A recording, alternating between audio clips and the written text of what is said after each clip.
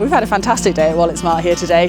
It's been so good to see the children. We had 150 children from Castle Douglas Primary, Kells School, New Galloway and Dalry Primary coming. We've got Kirkcudbright coming tomorrow. We've got Borg, Twynham, Cosmichael and Gelston. So 300 local primary school pupils in total coming to Wallet Smart for a RHET and Galloway Glens Food and Farming Day. It's been fantastic working in partnership with the Royal Highland Educational Trust. Fiona Jameson of RHET does a fantastic job of organising these days, and it's been absolutely brilliant to use her contacts, her knowledge, all her farming volunteers. I can't believe the volunteer effort that has gone into putting these days on for the children.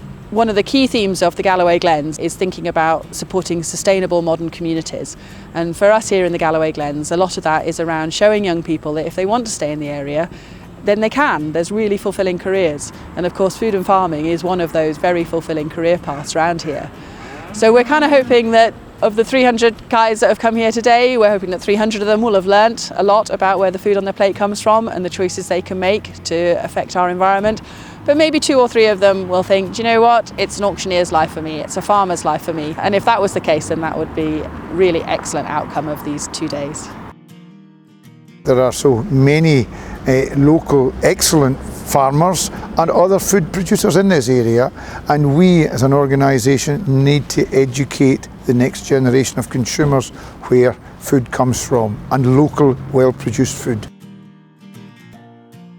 A lot of the kids, although we live in a rural part of the world, there are a lot of kids who don't know where their food comes from and how it's made, and I think it's great to get that message across to the youngsters.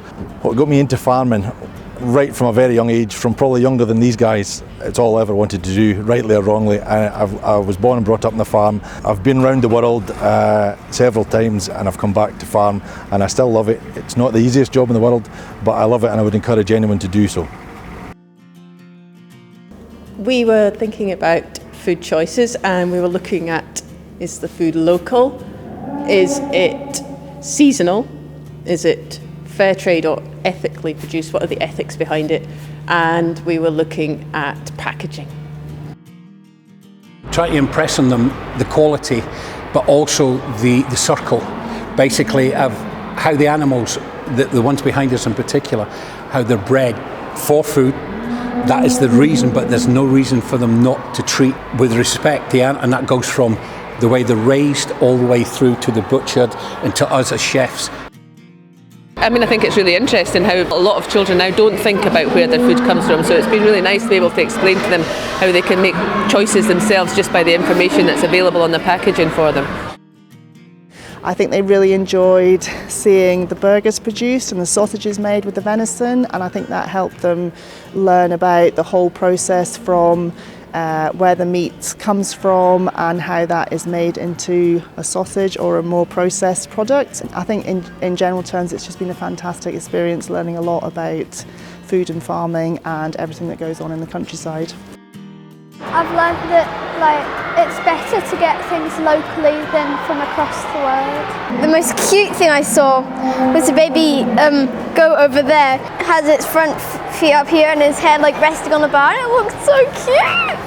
I like the deer station bit. We made sausages. Right, sell the goods. Who's going to bring me £100 a go? 100 per bed, 200, 300, 400, 500, 600, 800. I think the reaction of the kids speaks for itself, when the way they get excited at the bidding, and the bidding does get a bit excessive, but yeah, the kids really love it, and yeah, no, it was good. 16,000, 18,000, 20,000, 22,000. I've always wanted to be an auctioneer since I was a little boy. I always went about the markets with my dad. It's just something I've always wanted to do. When it's good, it's rewarding, and when it's not, it's maybe hard work, but what job isn't? It's been fantastic. We've had nearly 150 children attending lots of activities and of course finishing off the day with the auction, which I think probably was the loudest day we've ever had at Wallet's. I'm confident they've got lots from today. At every area that they visited within the mart today, they would pick up a nugget of information. And I think learning in this fun way, in the freezing cold mart, having fun, hands-on activities, I'm confident that they'll have learned loads today. This year's the first year we've worked together with Galloway Glens, and I think it's been tremendous working with the Galloway Glens schools, along with my expertise of running the events in the past. I think it's worked very well. Fingers crossed we might do it again.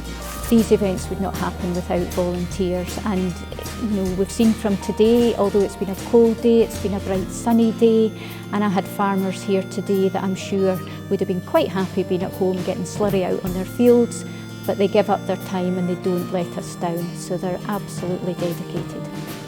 I'd just like to say thanks to everybody who made this happen. RHET, the RHET volunteers have been amazing, Wallet Smart, but also the teachers. We understand that the curriculum is full nowadays and it's really hard to make the time for this, so I take my hats off to them for freeing up the time to let the children come and have this experience, and I really do hope that they saw that as rewarding and a useful use of the children's time.